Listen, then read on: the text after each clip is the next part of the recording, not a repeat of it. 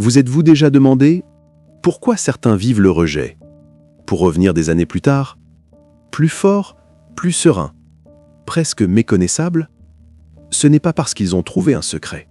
Ce n'est pas parce que la vie est soudainement devenue plus facile. Et ce n'est certainement pas parce qu'ils ont passé des années à essayer de prouver quoi que ce soit aux autres. Les plus grandes transformations ne commencent jamais avec une autre personne. Elles commencent au moment précis où vous cessez de faire d'une autre personne le centre de votre histoire. Peut-être que quelqu'un est parti. Peut-être que quelqu'un vous a sous-estimé. Peut-être qu'on n'a pas su reconnaître votre valeur. Cela fait mal. Cela fait plus mal que ce que la plupart des gens osent admettre.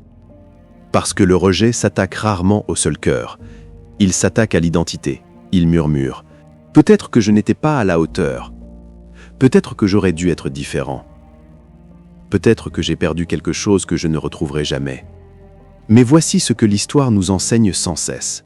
Les personnes les plus fortes ne sont pas celles qui ont échappé à la déception. Ce sont celles qui ont transformé la déception en discipline. Marc Aurèle a perdu des êtres chers. Il a subi la trahison, la guerre, la maladie, des responsabilités dépassant l'imagination. Pourtant, nulle part dans son journal intime, il n'a écrit vouloir faire regretter ses ennemis. Au lieu de cela, il en est toujours revenu à une vérité toute simple. Tu as du pouvoir sur ton esprit, pas sur les événements extérieurs. Pensez-y un instant. Si la décision d'une autre personne contrôle votre paix, alors elle possède encore quelque chose qui vous appartient, votre liberté. La plupart des gens ne réalisent jamais cela. Ils croient que guérir signifie se faire comprendre par l'autre, l'amener à s'excuser, l'amener à réaliser ce qu'il a perdu. Mais la vraie liberté arrive bien plus tard. Elle arrive ce matin-là, où vous vous réveillez, et où son opinion n'est plus la première chose que votre esprit cherche. La psychologie moderne nous apprend que la douleur émotionnelle active bon nombre des mêmes zones cérébrales que la douleur physique. Votre souffrance n'est pas imaginaire. Votre cerveau vit le rejet comme une menace réelle. C'est pour cela que c'est si étouffant. Mais la neurobiologie offre aussi un espoir extraordinaire. Le cerveau change. Chaque pensée répétée renforce certains réseaux de neurones. Chaque nouvelle habitude en crée de nouveaux, ce qui signifie que la personne que vous serez dans 6 mois dépend en grande partie des pensées que vous répétez aujourd'hui. C'est pourquoi les stoïciens ne se sont jamais demandé « Que m'est-il arrivé ?» Ils se sont demandé « Que vais-je devenir grâce à cela ?» Il y a une différence profonde. Une question vous garde prisonnier d'hier, l'autre commence à bâtir demain. Les sociologues ont observé quelque chose de fascinant. Les êtres humains s'organisent naturellement autour de la stabilité émotionnelle perçue. Les gens font confiance à ceux qui restent posés dans l'incertitude. Ils admirent ceux qui restent bienveillants sous la pression. Non pas parce que ces individus sont parfaits, mais parce que le calme reflète la force. La vraie confiance est rarement bruyante. Elle ne réclame pas l'attention. Elle ne s'annonce pas. Elle change simplement l'atmosphère partout où elle va. Un jour, quelqu'un remarquera peut-être à quel point vous avez changé. Peut-être se demandera-t-il comment vous êtes devenu si paisible. Peut-être se souviendra-t-il de la personne que vous étiez autrefois. Peut-être remettra-t-il même en question ses propres choix. Mais d'ici là, quelque chose d'extraordinaire se sera produit. Son opinion ne déterminera plus votre bonheur. Voilà, la transformation que nous allons explorer. Non pas comment faire regretter à quelqu'un de vous avoir perdu, mais comment devenir le genre de personne dont la paix ne peut pas être reprise. Parce que la plus grande vengeance n'a jamais été la vengeance. Les stoïciens l'avaient compris. La plus grande victoire, c'est de devenir quelqu'un qui n'en a plus besoin. Au cours des prochains moments, nous allons explorer 15 principes intemporels. Chacun d'eux est conçu pour reconstruire ce que le rejet vole souvent. Pas votre relation, vous-même, parce que parfois, la personne qui est partie n'a pas mis fin à votre histoire. Elle vous a accidentellement présenté à la personne que vous étiez capable de devenir. Commençons. Chapitre 1. Le cadeau caché derrière le rejet. Avant de pouvoir transformer votre vie, vous devez d'abord transformer le sens de ce qui s'est passé. C'est là que la plupart des gens échouent. Non pas parce qu'ils sont faibles, non pas par manque d'intelligence, mais parce qu'ils passent des années à se poser la mauvaise question. Pourquoi m'a-t-on rejeté ?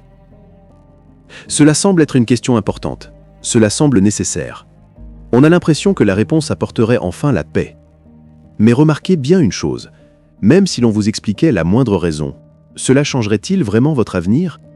Cela vous rendrait-il les mois passés à douter de vous-même? Cela effacerait-il les nuits où votre esprit a rejoué les mêmes souvenirs encore et encore? Probablement pas, parce que la vraie prison n'a jamais été leur décision. C'était votre attachement, à vouloir la comprendre. Épictète a dit un jour, « Il y a des choses qui dépendent de nous et d'autres qui ne dépendent pas de nous. » Des mots simples, ils contiennent pourtant l'une des plus grandes découvertes psychologiques de tous les temps. La psychologie moderne appelle cela le lieu de contrôle. Les personnes qui se concentrent sans cesse sur ce qu'elles ne peuvent pas contrôler ressentent plus de stress, plus d'anxiété et plus d'épuisement émotionnel. Mais celles qui déplacent leur attention vers ce sur quoi elles ont un impact deviennent incroyablement résilientes. Pensez-y, l'événement lui-même et votre réaction à cet événement ne sont pas la même chose. L'un appartient au passé. L'autre crée votre avenir. Imaginez deux personnes sous la pluie. Aucune ne peut arrêter la tempête. Aucune ne peut commander aux nuages. Pourtant, l'une maudit le ciel, pendant que l'autre commence à construire un abri. La pluie tombe sur les deux, mais une seule se prépare pour demain. Le rejet fonctionne de la même manière. Il touche tout le monde. Personne n'y échappe. Ni ceux qui réussissent, ni les plus riches, ni les personnes admirées. Abraham Lincoln a perdu des élections. Thomas Edison a échoué à des milliers d'expériences. Michael Jordan a été renvoyé de son équipe de basket. Même Marc Aurèle, l'empereur de Rome, a passé une grande partie de sa vie face à la critique, à la trahison et à la déception. L'histoire ne se souvient pas d'eux parce que la vie était facile. L'histoire se souvient d'eux parce que la difficulté est devenue leur professeur. Il y a un principe intéressant en sociologie. Les gens pensent souvent que l'identité est une chose faste et figée. Mais l'identité est en grande partie sociale. Elle est façonnée, renforcée et parfois limitée par les attentes de notre entourage. Quand quelqu'un vous répète qui vous êtes selon lui, une partie de votre esprit commence à accepter ce récit, non pas parce que c'est vrai, mais parce que les êtres humains absorbent naturellement les messages répétés. Peut-être que quelqu'un vous a traité comme si vous n'étiez pas à la hauteur. Peut-être qu'on a ignoré votre gentillesse. Peut-être qu'on a sous-estimé votre potentiel. Si vous entendez ces messages assez longtemps, ils commencent à ressembler à vos propres pensées. Voilà le vrai danger. Pas leur opinion, mais le moment où leur opinion devient votre voix intérieure.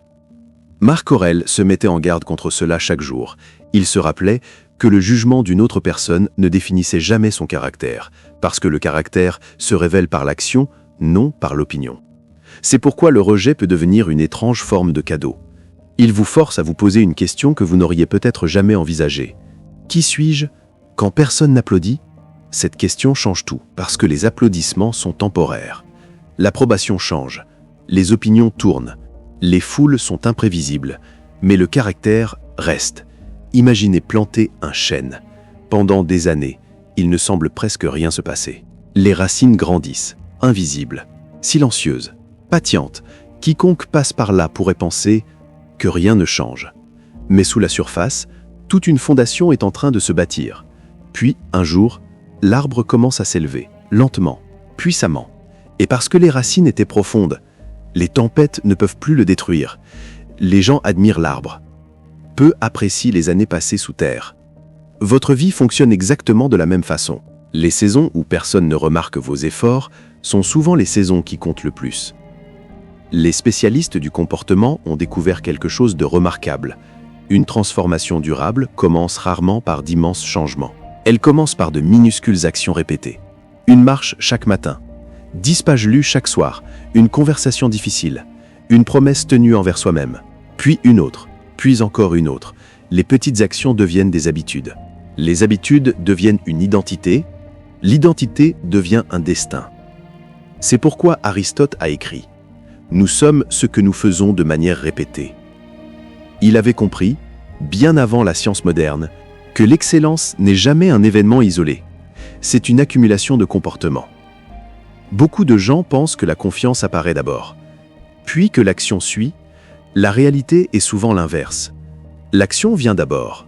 La confiance suit l'épreuve. Chaque promesse tenue envers vous-même devient une preuve. Chaque excuse que vous refusez devient une preuve. Chaque matin difficile que vous surmontez devient une preuve. Finalement, votre cerveau cesse de se demander « Puis-je le faire ?» parce qu'il en a vu la preuve. Des centaines de fois. L'une des plus grandes erreurs sur le rejet, c'est de croire qu'il dit quelque chose de définitif sur votre valeur. Ce n'est pas le cas. Il dit quelque chose sur un instant. Une décision. Une perspective. Rien de plus. Un diamant enfoui sous la terre ne devient pas ordinaire, parce que personne ne l'a encore découvert. Sa valeur existe, que quelqu'un la reconnaisse ou non. Les stoïciens le comprenaient profondément. La vertu, la sagesse, la discipline, l'intégrité, ces choses ne grandissent pas parce que quelqu'un vous loue. Elles ne disparaissent pas non plus parce que quelqu'un vous ignore. Elles existent indépendamment en attendant que vous les cultiviez. Peut-être que la personne qui est partie pensait fermer un chapitre. Ce qu'elle ne pouvait pas voir, c'est qu'elle en ouvrait un autre. Non pas parce qu'elle le voulait, mais parce que la vie utilise souvent les déceptions pour nous réorienter vers la croissance. Il existe un art ancien au Japon appelé le kintsugi. Quand une céramique se brise, elle est réparée avec de l'or. Les fissures ne sont pas cachées, elles sont honorées, parce qu'elles racontent l'histoire d'une survie. Vos cicatrices, si vous les abordez avec sagesse, peuvent devenir l'or de votre propre histoire. Pas quelque chose à dissimuler, mais la preuve que la vie a essayé de vous briser et qu'elle a échoué. Un jour, vous repenserez peut-être à cette période et réaliserez quelque chose d'étonnant. Le rejet que vous croyiez être la fin est devenu le commencement. Pas parce que c'était agréable, pas parce que c'était juste, mais parce que cela vous a forcé à devenir quelqu'un que vous ne seriez jamais devenu autrement. Et c'est la première leçon. Ne gâchez pas votre douleur à essayer de comprendre la personne qui est partie. Utilisez-la pour comprendre la personne que vous êtes capable de devenir. Parce que les plus grandes transformations ne commencent jamais. Quand la vie nous donne tout ce que nous voulions, elle commence. Au moment où la vie demande « Vas-tu devenir plus petit à cause de cela ?» ou plus grand. Dans le chapitre suivant, vous découvrirez pourquoi les personnes les plus fortes se précipitent rarement pour s'expliquer et pourquoi la vraie force s'exprime souvent avec le plus d'éclat à travers le silence. Chapitre 2. La force tranquille du silence.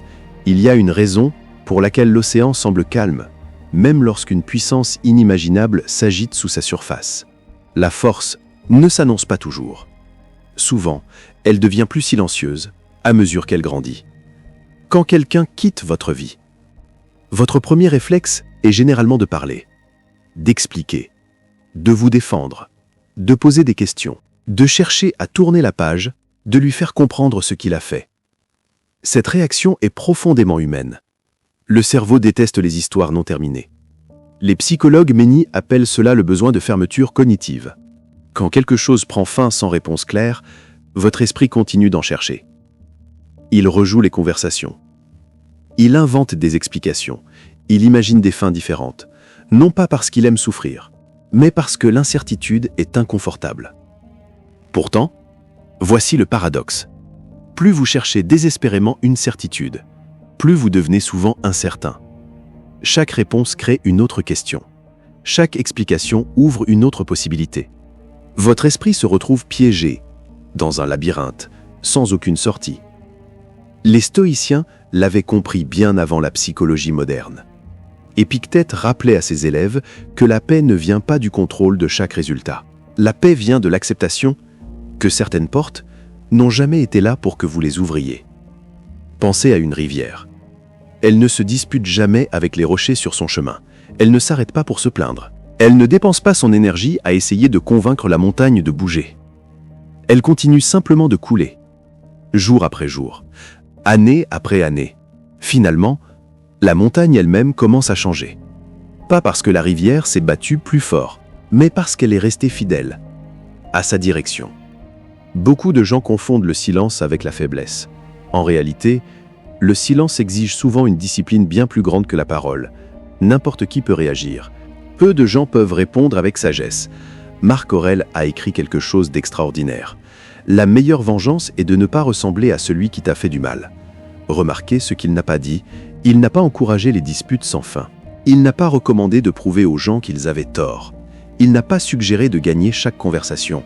Au lieu de cela, il s'est concentré sur la préservation d'une chose bien plus précieuse, votre caractère. Chaque réaction émotionnelle laisse une trace. Chaque message de colère, chaque tentative désespérée de vous expliquer, chaque dispute prolongée tard dans la nuit, tous consomment quelque chose d'invisible. Votre attention, votre énergie, votre paix. Imaginez porter un seau d'eau à travers le désert. Chaque dispute inutile est comme percer un trou de plus dans le seau. Finalement, vous arrivez épuisé, en vous demandant pourquoi il ne reste plus rien. Les spécialistes du comportement décrivent souvent l'attention comme l'une de nos ressources les plus précieuses. Non pas parce que l'attention est rare, mais parce que là où va votre attention, votre vie suit silencieusement. Si votre attention vit dans le passé, votre avenir devient impossible à bâtir. Si votre attention reste attachée au choix de quelqu'un d'autre, vos propres choix s'affaiblissent lentement. C'est pourquoi le silence ne consiste pas à ignorer l'autre. Il s'agit de reprendre le contrôle de votre propre esprit. Il y a une autre leçon cachée dans la nature. Avez-vous déjà remarqué que les arbres les plus hauts grandissent en silence? Pas d'applaudissements, pas d'annonces, pas de public. Saison après saison, ils continuent simplement de grandir. Même pendant l'hiver, quand rien ne semble se passer, la vie continue de se déployer sous l'écorce. La vraie croissance semble souvent invisible. Les transformations les plus bruyantes sont rarement les plus profondes. Les sociologues observent depuis longtemps quelque chose de fascinant. Les gens deviennent naturellement curieux de ce qu'ils ne peuvent pas prédire facilement. Non pas parce que le mystère est une stratégie, mais parce que l'incertitude capte l'attention. C'est ce qu'on appelle l'écart d'information. Quand l'esprit remarque quelque chose d'incomplet, il veut instinctivement terminer le tableau. Cela explique pourquoi les gens deviennent souvent plus intéressés. Quand quelqu'un avance en silence, au lieu de s'expliquer sans cesse, non pas parce que le silence manipule, mais parce que la dignité parle une langue que les mots ne peuvent souvent pas traduire. Imaginez deux personnes après une déception. La première passe des mois à essayer de prouver sa valeur, en expliquant, en se défendant, en cherchant de la reconnaissance.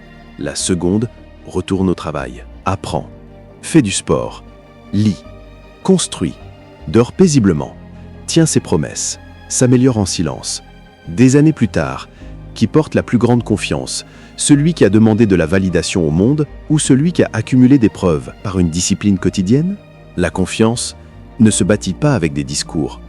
Elle se bâtit par des victoires répétées que personne d'autre ne voit. Il y a un vieux proverbe. Le lion ne perd pas le sommeil pour l'opinion des moutons. Que ce proverbe appartienne ou non à un philosophe stoïcien importe peu, la sagesse qui se cache derrière est indéniable. L'esprit le plus fort ne se mesure pas à chaque opinion qui passe. Sénèque mettait en garde contre le fait de devenir prisonnier de l'approbation publique. Il pensait que la personne qui dépend des applaudissements devient une servante pour chaque public. Pensez à quel point ce serait épuisant. Chaque compliment vous élève, chaque critique vous brise, chaque opinion change votre humeur. Ce n'est pas de la liberté, c'est de la dépendance émotionnelle. La vraie liberté commence quand vos principes deviennent plus forts que l'opinion des gens. La neurobiologie moderne nous donne une autre raison d'adopter le silence. Les émotions fortes activent le système d'alarme du cerveau. Dans ces moments-là, votre capacité à penser clairement diminue. C'est pourquoi les gens envoient souvent des messages qu'ils regrettent plus tard. Pourquoi les disputes deviennent cruelles? Pourquoi des émotions temporaires créent des conséquences permanentes? Les stoïciens avaient une pratique simple, la pause. Non pas parce qu'ils n'avaient pas d'émotions, mais parce qu'ils les respectaient.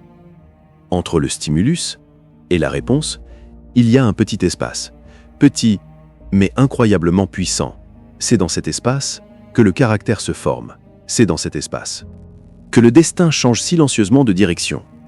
Parfois, la phrase la plus courageuse est celle que vous n'envoyez jamais. Le plus grand argument est celui que vous choisissez de ne pas poursuivre. La plus grande victoire, c'est de s'en aller. En gardant sa paix intacte, le silence n'est pas vide. Il est plein d'observation, plein de patience, plein de clarté, plein de sens. Pendant que les autres s'occupent à s'expliquer, vous devenez quelqu'un qui n'a plus besoin de le faire. Non pas parce que vous avez quelque chose à cacher, mais parce que vos actions deviennent lentement plus convaincantes que vos paroles. Un jour, les gens remarqueront peut-être que quelque chose a changé en vous. Votre voix est plus calme, votre posture est différente, vos réactions sont mesurées, votre confiance semble naturelle. Ils se demanderont peut-être « Que s'est-il passé ?» Ils chercheront une histoire spectaculaire, un secret, un événement marquant. Mais la vérité sera d'une belle simplicité. Rien d'incroyable ne s'est produit. Vous avez simplement cessé d'alimenter le chaos et commencé à nourrir votre caractère. Jour après jour, choix après choix, silence après silence. Finalement, votre paix deviendra impossible à ignorer. Non pas parce que vous avez réclamé de l'attention, mais parce que la tranquillité véritable a une force d'attraction silencieuse. Elle attire les gens sans jamais leur demander de s'approcher. Rappelez-vous ceci, le silence n'est pas l'absence de force. Le silence est souvent le son même de la force. Parce que la personne la plus bruyante dans la pièce est rarement la plus forte. La personne la plus forte est souvent celle qui n'a plus rien à prouver. Et une fois que vous découvrez ce genre de silence, vous commencez à entendre quelque chose qui a toujours été là, enfoui sous le bruit du rejet. Votre propre voix.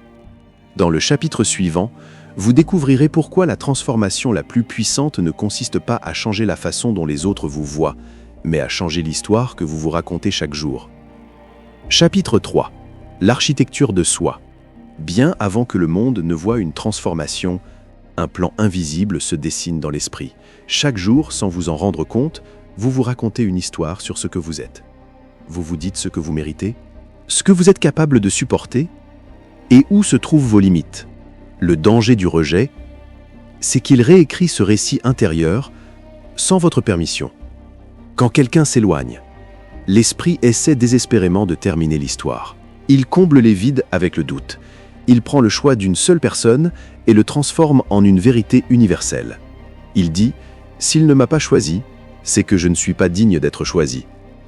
C'est ce que les psychologues appellent la surgénéralisation. C'est un raccourci mental, une distorsion cognitive ou un événement douloureux est confondu avec une loi absolue de la réalité. Les stoïciens maîtrisaient l'art de repérer ces pièges mentaux. Épictète rappelait sans cesse à ses étudiants. Ce qui trouble les hommes, ce ne sont pas les choses, mais les jugements qu'ils portent sur les choses. L'événement est neutre. Le rejet a eu lieu. Le départ s'est produit. Ce sont des faits. Mais l'histoire que vous rattachez à cet événement, elle n'appartient qu'à vous. Si vous vous dites que vous avez été abandonné, vous avancerez dans le monde comme une victime.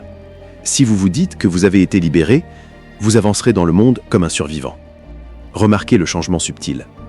La réalité physique n'a pas bougé d'un seul atome. Pourtant, un récit mène à la paralysie, tandis que l'autre déclenche un réveil. La neurobiologie le confirme au quotidien. Le cerveau possède une qualité remarquable appelée la plasticité cérébrale. Il se restructure sans cesse en fonction de votre attention et de la répétition. Lorsque vous rejouez le souvenir d'avoir été écarté, vous renforcez physiquement les circuits neuronaux associés à la trahison et au chagrin. Vous creusez le sillon. Vous permettez à votre esprit de glisser plus facilement vers la douleur demain. Les recherches somatiques montrent que le corps garde la trace de ces récits répétés. Votre posture s'affaisse, votre taux de cortisol augmente, votre attention se rétrécit. Vous devenez la manifestation physique d'un événement passé. Mais cette plasticité fonctionne dans les deux sens. Dès que vous interrompez cette ancienne histoire, dès que vous refusez de répéter cette rancœur, l'ancien chemin commence à s'affaiblir. Cela ne se fait pas du jour au lendemain. Cela se fait par la construction volontaire de nouvelles pensées. Voyez votre dialogue intérieur comme une maison que vous devez habiter à chaque seconde de votre vie. Construiriez-vous une maison avec du verre tranchant et de la pierre froide? La rempliriez-vous des échos des personnes qui sont parties? Ou la bâtiriez-vous avec une discipline calme, un respect de soi inébranlable et une clarté inconditionnelle? Les sociologues remarquent que les êtres humains reflètent les normes qu'ils se fixent à eux-mêmes. Quand vous acceptez le manque de respect ou quand vous suppliez pour obtenir de la validation, vous apprenez au monde à fixer votre valeur. Quand vous élevez votre exigence intérieure, quand vous devenez à l'aise dans votre propre solitude, la dynamique change du tout au tout. Vous n'entrez plus dans une pièce en vous demandant « Vont-ils m'accepter ?» Vous entrez dans la pièce en sachant « Je suis déjà accompli ». Ce n'est pas de l'arrogance. L'arrogance est bruyante, insécure et exige une comparaison constante. C'est de la souveraineté personnelle. C'est la prise de conscience calme que votre identité n'a jamais été censée être louée à quelqu'un d'autre. Marc Aurèle écrivait dans ses notes personnelles « Creuse au-dedans de toi ». C'est au-dedans qu'est la source du bien et elle peut toujours jaillir si tu creuses toujours. Il ne cherchait pas sa valeur auprès du Sénat. Il ne cherchait pas les applaudissements de Rome. Il creusait en lui-même, parce qu'au moment où votre valeur dépend d'une approbation extérieure, vous placez votre vie émotionnelle entre les mains d'inconnus. Vous vous transformez en mendiant, debout à la porte de gens qui ne savent même pas se donner de la valeur à eux-mêmes. Cessez de mendier des miettes à des tables où vous n'étiez de toute façon pas censé vous asseoir. Reconstruisez vos propres fondations, lisez des livres qui élargissent votre vision, entraînez votre corps jusqu'à ce qu'il soit fort et fiable. Maîtrisez une compétence qui demande une attention profonde et ininterrompue. Tenez de petites promesses silencieuses envers vous-même chaque matin. Quand vous faites cela, un basculement psychologique profond s'opère. Vous arrêtez de construire une vie conçue pour impressionner la personne qui est partie et vous commencez à construire une vie que vous êtes sincèrement fier d'habiter. Et quand cela arrive, l'opinion de la personne qui s'est éloignée ne perd pas seulement son pouvoir. Elle perd toute sa pertinence. Dans le chapitre suivant, nous verrons pourquoi le piège le plus dangereux après un rejet est de vouloir montrer au monde que tout va bien. Et comment cultiver une présence profonde et authentique qui n'a besoin d'aucun public. Chapitre 4, le piège du spectacle et le pouvoir de la présence. Il y a un piège subtil qui attrape presque tout le monde après une perte. C'est l'envie de se donner en spectacle, dans notre monde moderne et hyper connecté. La tentation d'afficher notre guérison est presque irrésistible. Nous voulons publier des photos qui montrent que nous sommes épanouis. Nous voulons partager des citations qui prouvent notre sagesse. Nous voulons m'assurer, indirectement, que la personne qui est partie voit bien que nous sommes heureux, que nous réussissons et que nous tournons la page. On a l'impression d'avancer, on a l'impression de gagner. Mais la science du comportement révèle une vérité plus crue. Une guérison de façade n'est pas une guérison. C'est simplement une nouvelle forme d'attachement. Si votre bonheur est mis en scène pour qu'une personne en particulier le remarque, alors cette personne dirige encore votre vie. Elle reste le metteur en scène caché de vos actions quotidiennes. Vous avez juste changé de costume. Le philosophe stoïcien Sénèque voyait clair à travers cet élan humain. Il remarquait que beaucoup de gens vivent uniquement pour le regard des autres, gâchant leur court passage sur Terre à essayer de paraître heureux plutôt qu'à l'être vraiment. Nous souffrons plus souvent en imagination qu'en réalité, écrivait Sénèque. Et quand vous dépensez votre énergie à vouloir projeter une image de force, vous épuisez l'énergie même nécessaire pour bâtir une force réelle. Pensez à la différence entre le bruit et la profondeur. Un ruisseau peu profond fait un grand fracas sur les rochers. Pourtant, un enfant peut le traverser sans se mouiller les pieds. Un fleuve profond avance en silence, pourtant son courant peut creuser des canyons dans la roche dure. L'apparence est le ruisseau peu profond, la présence est le fleuve profond. La présence est ce qui arrive quand vous n'avez plus besoin d'un public pour valider votre réalité. C'est la confiance tranquille qui existe quand le téléphone est éteint, quand la pièce est vide et que personne ne regarde.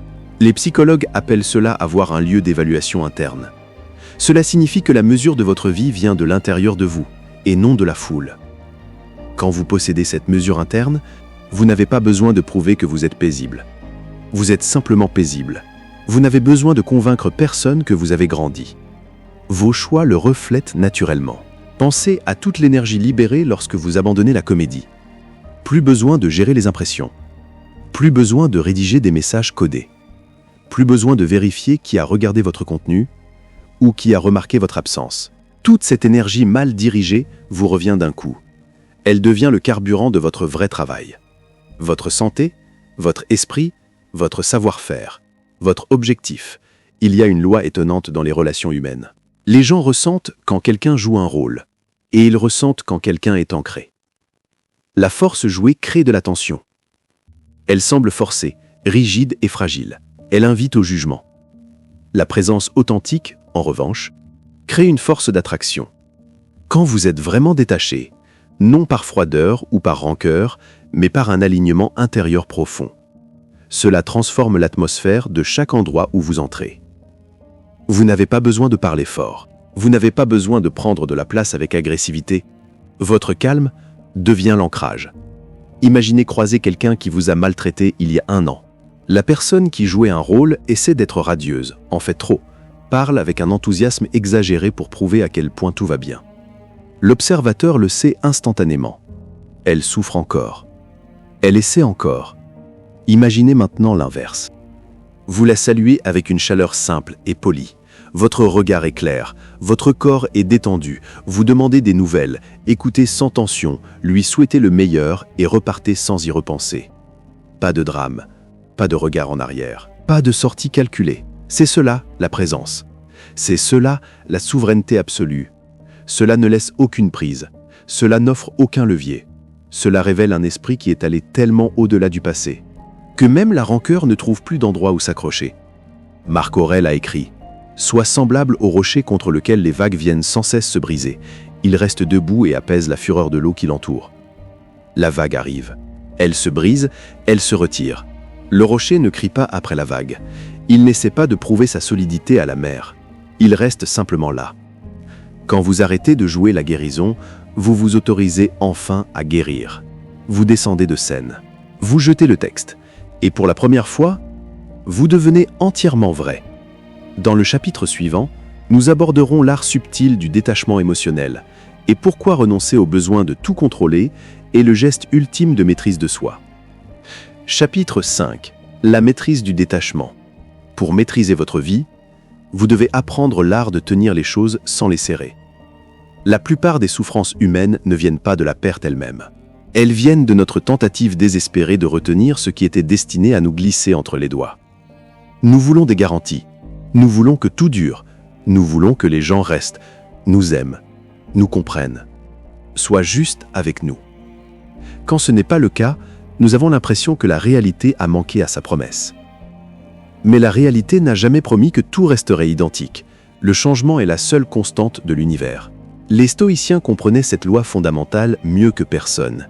Ils pratiquaient ce qu'ils appelaient l'amor fati, l'amour du destin. Non pas seulement tolérer ce qui arrive, non pas seulement subir la déception, mais l'accueillir comme le matériau nécessaire à la croissance. Épictète donnait souvent une image marquante à ses étudiants. Il disait « Quand tu tiens une tasse ou un vase, rappelle-toi qu'il est en terre cuite et qu'il peut se briser. S'il se brise, ne sois pas troublé, car tu savais ce qu'il était quand tu l'as pris. » Il appliquait cette même clarté aux relations humaines. Les êtres humains sont mortels, les êtres humains sont imparfaits, les êtres humains changent d'avis, les êtres humains partent. Si vous attendez d'un être humain qu'il soit une montagne immuable, vous vous préparez à une peine de cœur inévitable. Le détachement est souvent confondu avec la froideur ou l'indifférence. Les gens pensent que se détacher signifie fermer son cœur, monter des murs et ne plus jamais s'attacher. Ce n'est pas du détachement.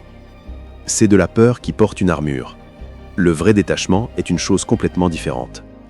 C'est la capacité d'aimer profondément, de s'investir pleinement et de tenir aux autres avec sincérité, tout en acceptant en même temps que vous ne contrôlez pas l'issue des choses. C'est profiter de la chaleur d'un feu sans exiger qu'il brûle éternellement. C'est apprécier la présence de quelqu'un tant qu'il est là, et le laisser partir sans amertume lorsque son chemin s'éloigne du vôtre. Les spécialistes du comportement appellent cet état l'indépendance face au résultat. Quand votre état intérieur dépend d'un résultat précis, vous êtes constamment anxieux. Si l'affaire se fait, vous êtes heureux. Si elle échoue, vous êtes effondré. Si la personne reste, vous êtes en sécurité. Si elle part, vous êtes brisé. Vous devenez une feuille emportée par le moindre coup de vent. L'indépendance face au résultat brise ce cercle. Elle dit « Je vais donner le meilleur de moi-même. Je vais agir avec intégrité. Je vais offrir ma gentillesse. Mais le résultat ?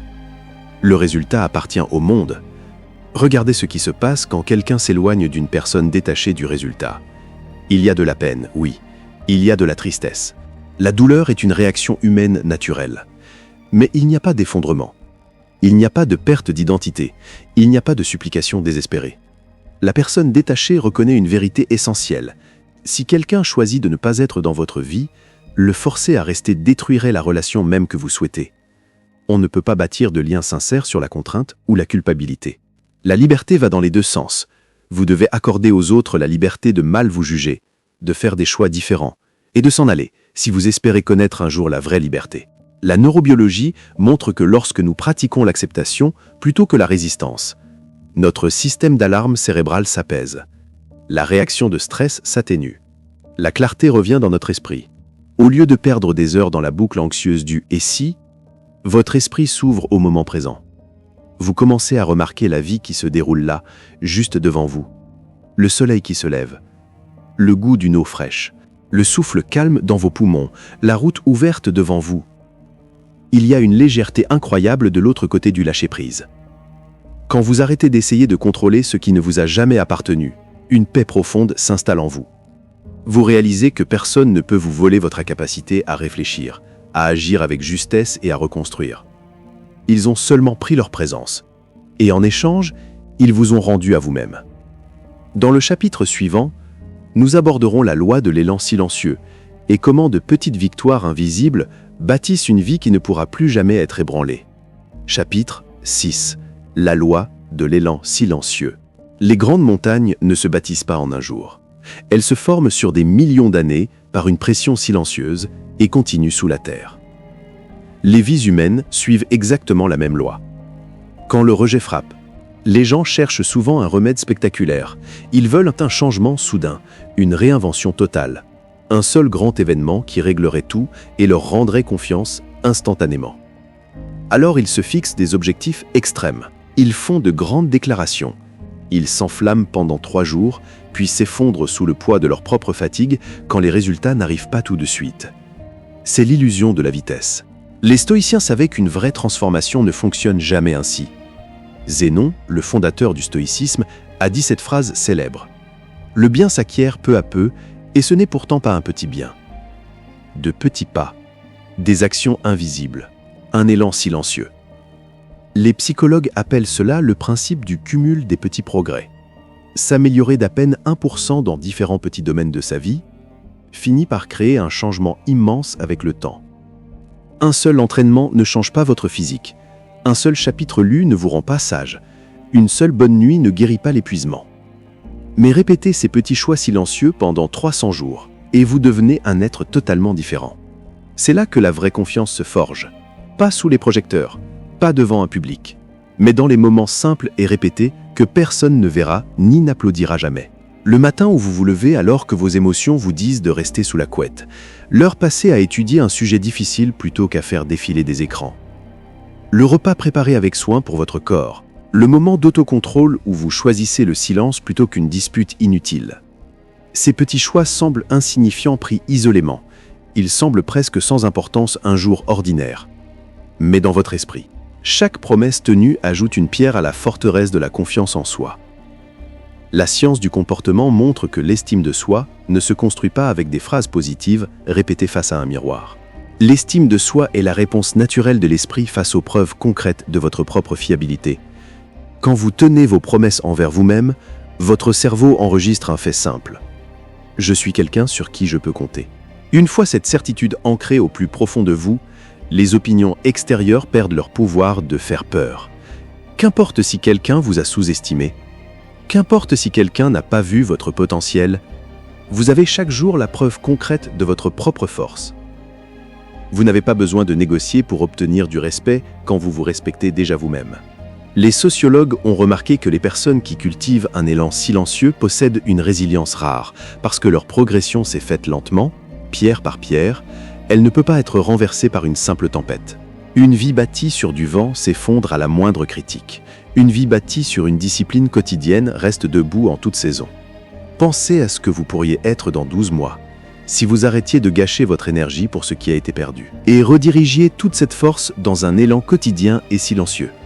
365 jours de choix conscients. 365 jours de travail discret. Le temps que le monde le remarque, le changement sera déjà accompli. Les gens verront les résultats et parleront de chance, de talent ou de déclic. Vous seul connaîtrez la vérité. Cela s'est construit dans l'ombre. Cela s'est construit quand vous étiez fatigué. Cela s'est construit quand vous aviez le cœur lourd et que vous avez choisi de faire un petit pas en avant malgré tout. C'est cela, l'élan silencieux, et une fois lancé, plus rien ne peut l'arrêter. Dans le chapitre suivant, nous aborderons l'art de l'indépendance émotionnelle et comment devenir totalement hermétique au chaos émotionnel des autres. Chapitre 7. Une immunité inébranlable. Il vient un moment dans chaque grande reconstruction où vous êtes testé par le retour du bruit. Un message inattendu. Une rencontre par hasard, un rumeur rapporté par des connaissances communes. Ou simplement un souvenir soudain et précis qui refait surface un soir calme. Dans ce moment-là, La vie vous pose une question silencieuse. As-tu vraiment changé ou étais-tu simplement en train d'attendre? La plupart des gens passent des années à réagir aux déclencheurs émotionnels. Ils fonctionnent comme un câble électrique à nu. Un compliment les touche et ils étincellent de plaisir. Une critique ou un rejet les touche et ils disjonctent de douleur. Ils vivent dans un état de vulnérabilité émotionnelle permanente, leur météo intérieure étant entièrement dictée par le temps qu'il fait dehors. Une immunité inébranlable marque la fin de cette vulnérabilité. Ce n'est pas de la froideur, ce n'est pas de l'amertume. C'est le développement d'un système immunitaire émotionnel, si fort que la toxicité extérieure ne peut simplement plus infecter votre paix intérieure. L'empereur stoïcien, Marc Aurèle, gérait des comportements toxiques au quotidien. Au début du 2e livre de ses Pensées pour moi-même, il s'écrivait « Dès le matin, dis-toi par avance, je rencontrerai un indiscret, un ingrat, un insolent, un traître, un envieux, un insociable. Mais moi, qui ai vu la nature du bien et reconnu quelle est la laideur, aucun d'eux ne peut me faire de mal. » Remarquez son état d'esprit. Il n'attendait pas du monde qu'il soit poli. Il n'attendait pas des gens qu'ils soient raisonnables, justes ou loyaux. Il anticipait leurs travers, si bien que lorsque ces travers apparaissaient, il n'avait aucun pouvoir de le surprendre ou de le troubler. Il préparait son esprit à l'avance. La psychologie appelle cela la préparation au stress. Quand vous acceptez intérieurement que les êtres humains agissent parfois par intérêt, par peur ou par ignorance, leur comportement cesse de ressembler à une attaque personnelle contre votre identité. C'est simplement la nature qui suit son cours. Un chien aboie. Le vent souffle. Une personne insécure projette ses doutes. Une personne confuse agit avec confusion. Pourquoi prendre personnellement ce qui n'est que le reflet de son état intérieur? Quand quelqu'un vous rejette, vous écarte ou parle mal de vous, il révèle sa propre vision du monde.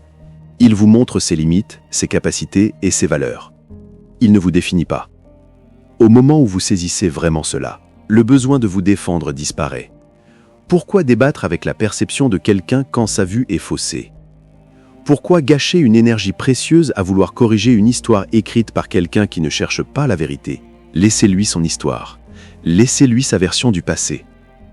Votre immunité se traduit par un calme absolu. Provoquez, vous respirez. Critiquez, vous observez sans absorber. Ignorez, vous restez entier. Les spécialistes du cerveau remarquent que lorsqu'une personne développe une grande maîtrise émotionnelle, son rythme cardiaque reste stable, même sous un fort stress psychologique. Le corps reste dans un état de calme physique, même quand l'environnement autour est chaotique. C'est cela, le vrai pouvoir. Non pas la capacité de contrôler ce que les autres disent ou font, mais le refus absolu de laisser leur chaos entrer chez vous. Votre esprit est un sanctuaire. Vous êtes à la porte. Vous décidez de ce qui entre et de ce qui reste dehors. Et quand vous décidez qu'aucun événement extérieur, qu'aucun mot déplacé et qu'aucun rejet passé n'a la permission d'entrer, vous devenez véritablement inébranlable. Dans le chapitre suivant, nous aborderons la dernière transformation. Comment entrer dans un avenir si vaste que le passé ressemblera à un tout petit point à l'horizon. Chapitre 8. L'avenir grand ouvert. Regardez une pièce où vous avez habité il y a des années. À l'époque, cette pièce semblait être votre univers entier. Ses murs limitaient votre vue. Son plafond définissait votre ciel. Chaque petit problème dans cet espace semblait énorme, parce qu'il n'y avait rien d'autre à quoi le comparer. Sortez maintenant dans un grand champ ouvert. Retournez-vous pour regarder la maison qui contient cette petite pièce. Comme elle semble petite de loin. Comme ses limites paraissent insignifiantes face à l'immensité du ciel. Le rejet vous enferme dans une petite pièce du passé. Il rétrécit votre vision. Il fait de l'opinion d'une seule personne le jugement de l'univers entier. Il fait d'un lien manqué la fin de tout amour, d'une occasion ratée la fin de toute croissance. La victoire ultime, c'est de sortir dans le grand champ ouvert. C'est se bâtir un avenir si vaste, si riche de nouveaux apprentissages, de nouveaux lieux, d'objectifs nouveaux et de nouvelles rencontres que le passé rétrécit naturellement jusqu'à devenir à peine visible. Les stoïciens appelaient cela prendre de la hauteur, observer les choses d'en haut. Marc Aurèle visualisait régulièrement l'immensité de l'Empire romain, les millions de personnes qui vivaient, mouraient, aimaient et luttaient à travers la terre, les siècles infinis qui avaient précédé sa naissance, et les siècles sans fin qui suivraient sa mort. De ce point de vue, ces difficultés du moment devenaient infimes, une goutte d'eau dans un océan, un grain de sable sur une immense plage. Quand vous élargissez votre horizon, votre douleur ne disparaît pas forcément, mais elle perd son pouvoir de dominer votre vie. Elle devient toute petite par rapport à l'échelle de ce que vous bâtissez. La sociologie montre que les êtres humains s'épanouissent lorsqu'ils passent du repli sur soi à l'action tournée vers un but. Tant que votre monde tourne autour de « comment m'a-t-on fait du mal ?» et « pourquoi m'a-t-on fait ça ?», vous restez piégé dans une petite prison en boucle. Au moment où vous vous tournez vers l'extérieur et demandez « que puis-je créer ? Qui puis-je aider ? Quelle vérité puis-je découvrir ? Jusqu'où puis-je développer mon esprit et mon corps ?» Les murs de la prison éclatent. Vous commencez à réaliser que la personne qui est partie n'a pas emporté votre avenir avec elle. Elle a seulement retiré sa présence de votre présent. Votre avenir est intact. Il reste un territoire à écrire, qui attend votre intention, votre travail et votre courage. Il y a des océans que vous n'avez pas encore vus, des livres que vous n'avez pas encore lus, des compétences que vous ne maîtrisez pas encore, des personnes que vous n'avez pas encore rencontrées et qui apprécieront votre esprit, votre gentillesse et votre force tranquille. Rester bloqué dans le chagrin d'une relation perdue, c'est ignorer l'univers vaste et généreux qui n'attend que votre premier pas. Prenez une grande inspiration. Ressentez le rythme calme et régulier de votre propre cœur. Ce rythme n'est pas le rappel de ce que vous avez perdu. C'est la preuve de ce que vous possédez encore. La vie, le temps, le choix, le pouvoir de construire demain. Le chapitre est fermé, le stylo est de nouveau entre vos mains. Ne gâchez pas une seconde de plus à écrire des notes de bas de page sur la personne qui est partie. Tournez la page, regardez le champ ouvert et commencez à écrire la grande histoire inébranlable de la personne que vous avez toujours été destiné à devenir. Chapitre 9, la maîtrise de l'attention. Là où va votre attention, votre vie suit silencieusement. C'est l'une des lois les plus fondamentales de la psychologie. Pourtant, la plupart des gens vivent comme si leur attention ne leur appartenait pas. Ils l'abandonnent à la moindre notification, à la moindre pensée qui passe et au moindre souvenir d'une déception passée. Quand quelqu'un vous rejette, il ne quitte pas seulement votre espace physique. Il essaie d'occuper votre espace mental. Il devient une ombre installée dans vos pensées. Vous vous surprenez à avoir des disputes imaginaires au volant. Vous préparez des explications au moment de vous endormir.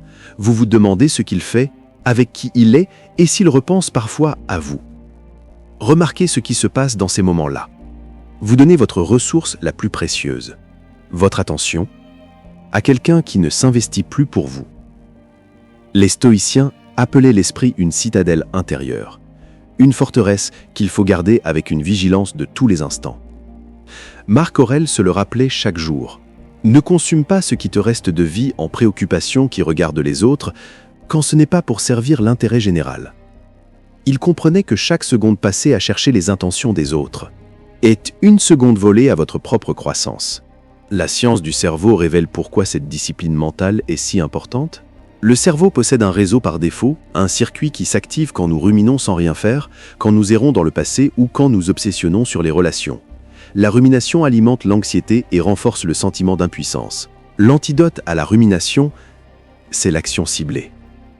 Quand vous vous plongez dans un effort concentré, que ce soit lire, vous entraîner, maîtriser un savoir-faire ou résoudre un problème complexe, le cerveau quitte ce réseau par défaut. Il passe dans un état de concentration active. Dans cet état, les fantômes du passé disparaissent. Non pas parce que vous les avez combattus, mais parce que vous avez arrêté de nourrir leur présence avec votre attention. On ne guérit pas d'une idée fixe en la combattant directement. Lutter contre une pensée ne fait que lui donner du poids. On en guérit en la remplaçant par un objectif si stimulant que votre esprit n'a plus de place pour les détails insignifiants. Privez le passé de votre attention. Nourrissez votre avenir avec votre concentration. Quand vous maîtrisez votre attention, vous reprenez le contrôle de votre vie. Et une personne qui maîtrise son propre esprit ne peut jamais vraiment être vaincue. Chapitre 10. La limite nécessaire. La vraie dignité ne demande pas de permission. Elle pose simplement une limite et s'y tient sans faire de drame. Après un rejet, beaucoup de gens ont du mal avec les limites parce qu'ils confondent la gentillesse avec la faiblesse. Ils croient que rester disponible pour quelqu'un qui les a écartés montre de la dévotion ou de la grandeur d'âme. En réalité, rester disponible pour ceux qui vous maltraitent, ce n'est pas de la gentillesse, c'est un manque de respect envers vous-même. La sociologie montre que les relations humaines reposent sur des règles invisibles de réciprocité. Quand vous continuez d'offrir votre accès, votre chaleur et votre temps à quelqu'un qui ne vous estime pas, vous lui apprenez que votre présence n'a aucune valeur. Une limite n'est pas un acte d'hostilité, c'est un acte de clarté absolue. C'est la ligne ferme et silencieuse qui dit « Ma paix est sacrée. Mon énergie est limitée. L'accès à ma vie est un privilège, pas une porte ouverte. » Épictète enseignait que le premier devoir d'une personne est de protéger sa valeur morale et sa liberté. Il remarquait que si quelqu'un livrait votre corps à un inconnu, vous seriez furieux.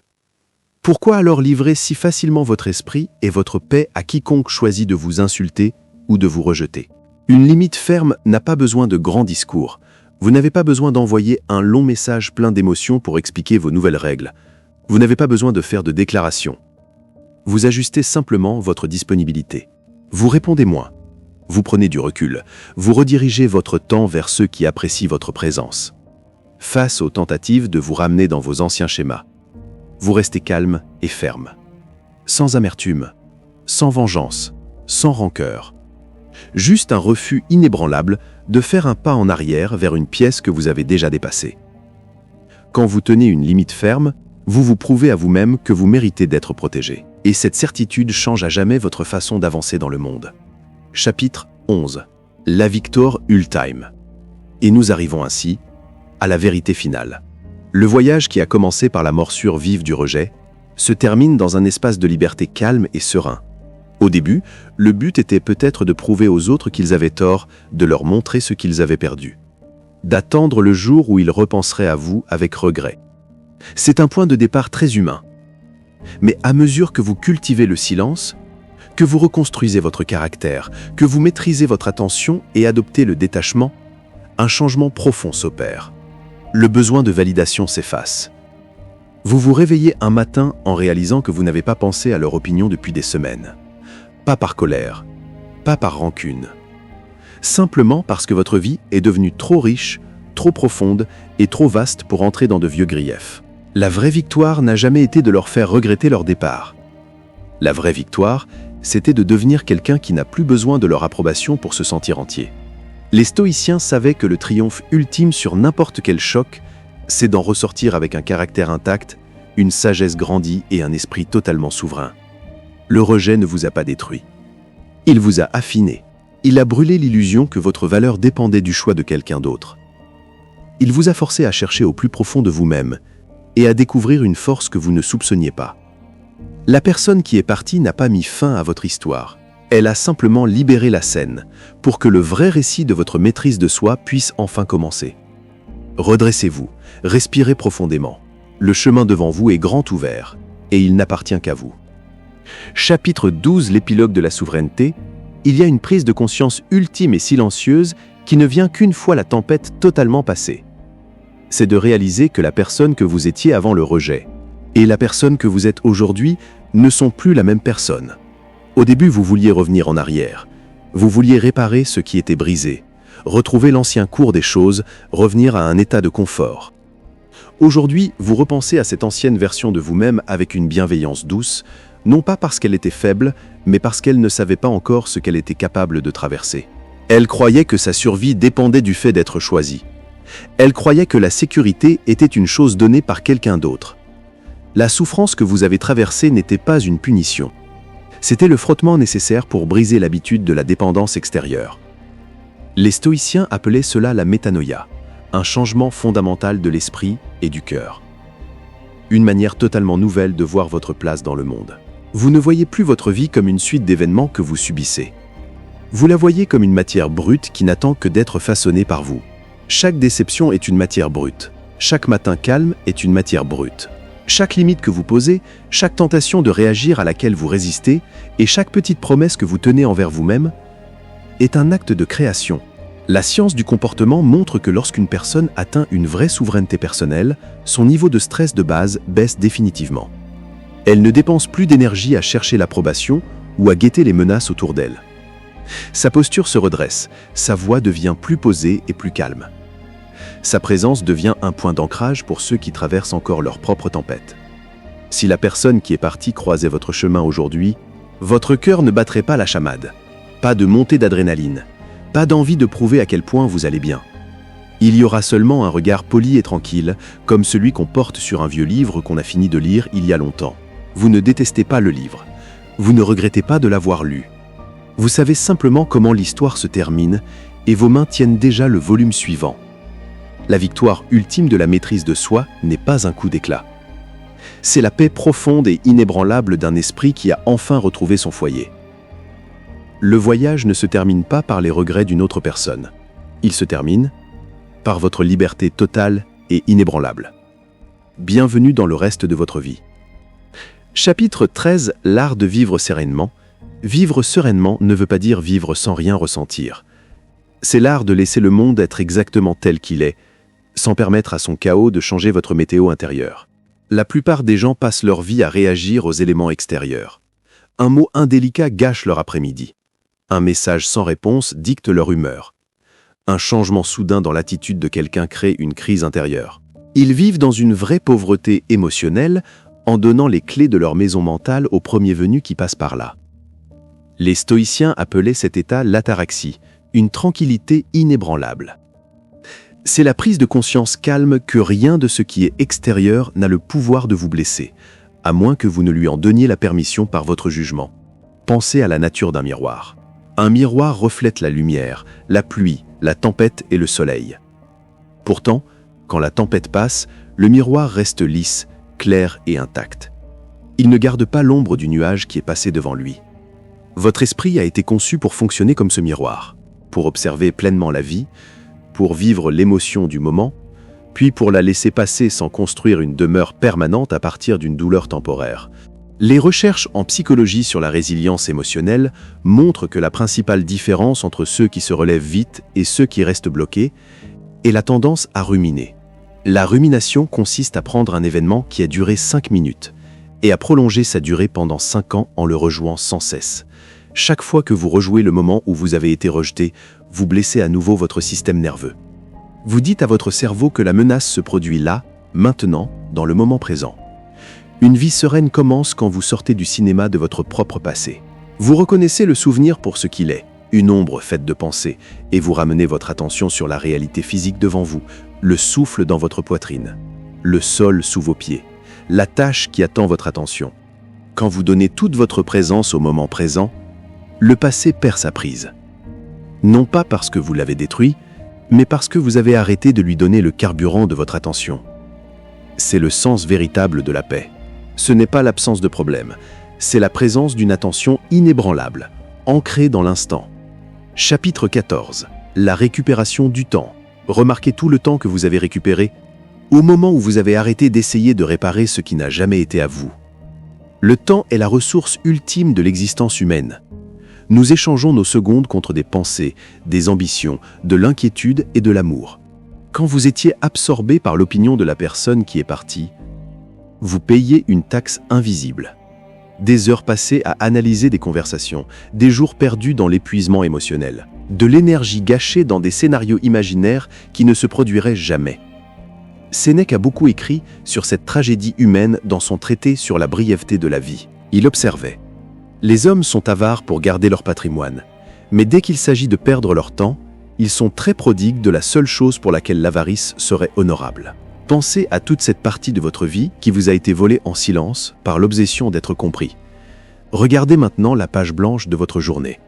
Chaque heure qui appartenait autrefois à la rancœur vous appartient désormais. Chaque dose d'énergie qui était brûlée dans des réflexions vaines peut maintenant être investie dans la création. Que allez-vous bâtir avec cette richesse retrouvée? Quel livre allez-vous lire? Quelle discipline physique allez-vous cultiver? Quel lien calme et sincère allez-vous entretenir avec ceux qui apprécient vraiment votre présence? Les études sociologiques montrent que les personnes qui redirigent leur attention vers la croissance personnelle, l'apprentissage, la santé, la maîtrise de soi et l'entraide affichent des niveaux de satisfaction bien plus élevés que celles qui cherchent la validation extérieure. Quand vous arrêtez de dépenser votre temps pour le poids mort d'hier, votre progression s'accélère à toute vitesse. 6 mois d'investissement personnel concentré et ininterrompu peuvent vous amener dans un espace totalement différent de capacité et de clarté mentale. La personne qui s'est éloignée pensait vous enlever quelque chose. En réalité, elle vous a rendu votre bien le plus précieux. Votre temps, votre vie, votre attention. Protégez-les fermement à partir d'aujourd'hui. Ne troquez plus jamais une seule seconde de votre existence contre l'approbation de quelqu'un qui a choisi de ne pas voir votre valeur. Chapitre 15. Le calme au centre du cercle. Au fond, toute la sagesse se résume à une vérité toute simple. Le sanctuaire que vous cherchiez a toujours été en vous. Nous passons notre vie à croire que la paix est une chose à acquérir. Nous pensons qu'elle se trouve dans la bonne relation, le travail parfait, le cadre idéal ou les excuses tardives de ceux qui nous ont fait du mal. Nous traitons la paix comme une récompense accordée par le monde extérieur. Le stoïcisme, la neurobiologie et la philosophie intemporelle montrent tous exactement l'inverse. La paix n'est pas quelque chose que l'on gagne. C'est ce qui reste quand on arrête de courir après ce qu'on ne contrôle pas. C'est le calme au centre de la roue. Le bord extérieur de la vie tournera toujours. Les circonstances changeront, les gens arriveront et repartiront. La chance tournera. Les opinions changeront avec le vent. Si vous vivez sur le bord extérieur, vous serez secoué à chaque tour. Si vous restez au centre, vous restez intact pendant que la roue tourne autour de vous. C'est l'évolution ultime de l'esprit humain. Avancer dans le monde avec un cœur ouvert et un esprit discipliné. S'investir pleinement sans s'accrocher désespérément. Agir avec intégrité sans réclamer d'applaudissements. Accueillir le rejet avec dignité et l'acceptation avec humilité. Vous n'êtes plus défini par qui est resté ou qui est parti. Vous êtes défini par la force tranquille avec laquelle vous portez votre propre âme. L'histoire de votre douleur est terminée. L'histoire de votre souveraineté a commencé. Avancez en silence, agissez avec intention et vivez en maître de votre propre esprit. Conclusion. Si ces mots ont apporté de la clarté à votre parcours aujourd'hui, prenez un instant de calme pour aimer cette vidéo et partagez-la avec quelqu'un qui traverse peut-être sa propre période de rejet.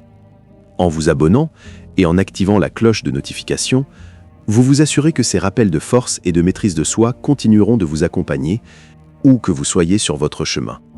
Merci d'être un élément si essentiel de cette communauté. Votre présence ici rappelle que personne ne parcourt le chemin du développement personnel tout à fait seul. Si vous êtes prêt à aller plus loin, nous vous invitons à découvrir la page de notre chaîne.